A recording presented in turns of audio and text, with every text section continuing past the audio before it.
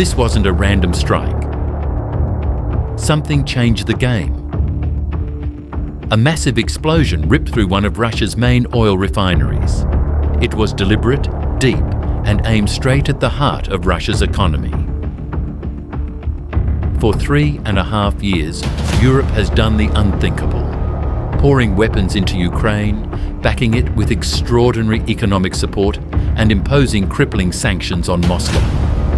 They froze assets, squeezed trade, and tried everything to break Russia's war machine.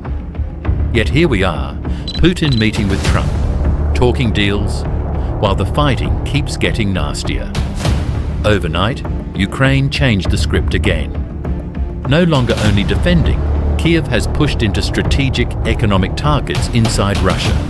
Oil refineries, power stations, supply hubs, the same infrastructure that keeps the Russian war effort running. This latest blow hit a major refinery near Saratov, one of the country's key energy arteries. It's being called the third major strike of its kind in recent weeks. The goal is clear, not simply to inflict military losses, but to choke the engine that funds and fuels the war.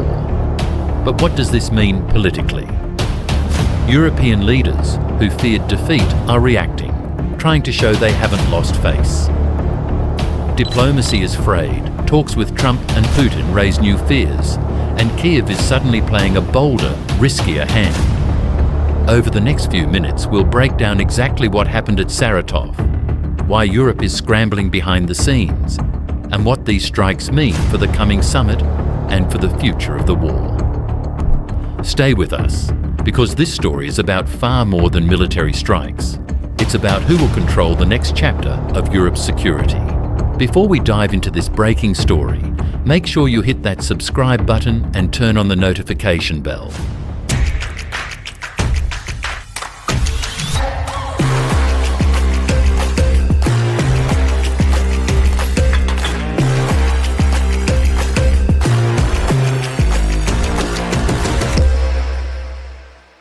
Why would Ukraine strike deep inside Russia?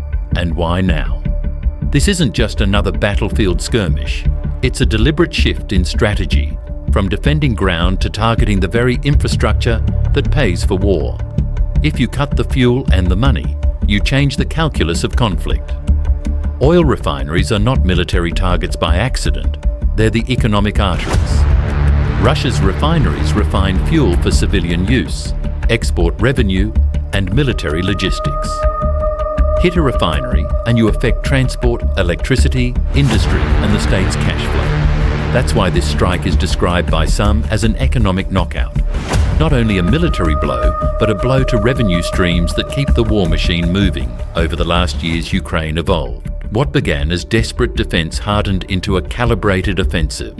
Kiev learned to strike not just soldiers, but structures that enable warfare.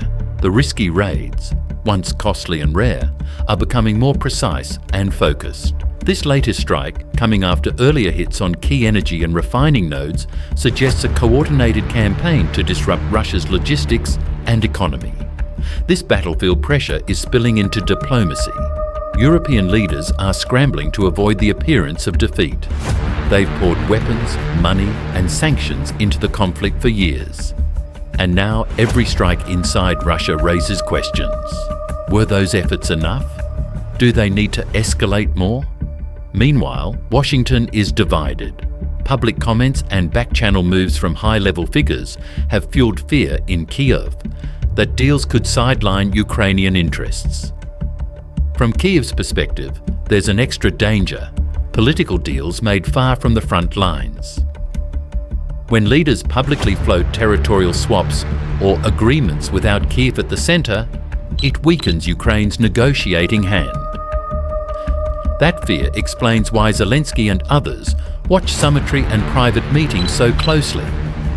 Because a diplomatic deal that ignores Ukraine could deliver political losses even as Kiev wins on the battlefield. In recent emergency talks, European envoys pushed three core demands: a real ceasefire before big concessions, verified withdrawals from occupied areas, and durable guarantees for Ukraine's security and sovereignty. But the biggest snag is guarantees. especially when one side wants NATO-style security and the other opposes it. That's the political chess behind the headlines. Europeans want to look strong without dragging their own countries into open war. Strikes on critical infrastructure are double-edged. They can cripple revenue and morale. But they also invite retaliation.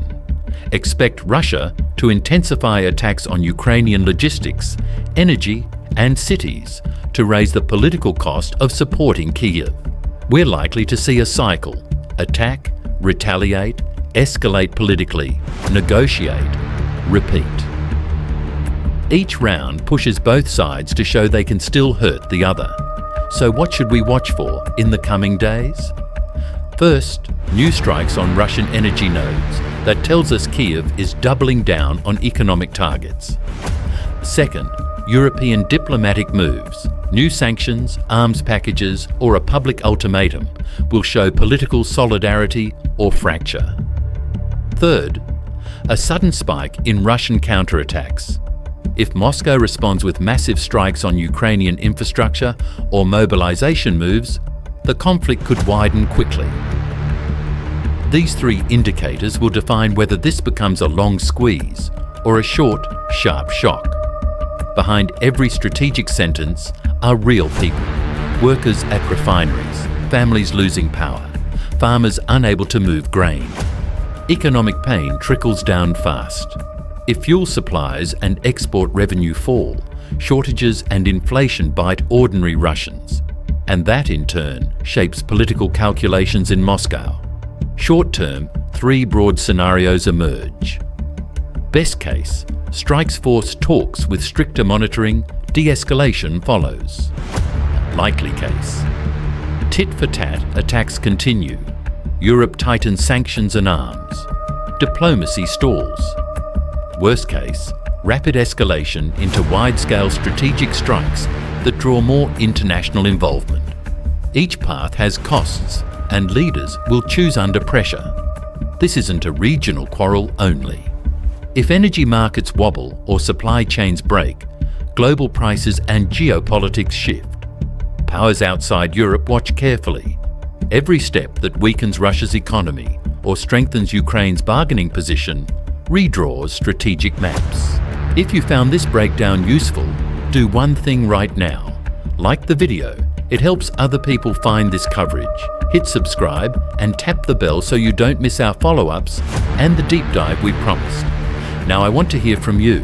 Which of the three scenarios do you think is most likely? The calm, the slow squeeze, or full escalation? Drop your choice and a short reason in the comments below. I'll pin the most thoughtful answer. Share this video with someone who follows world news. Let's get more voices into the conversation.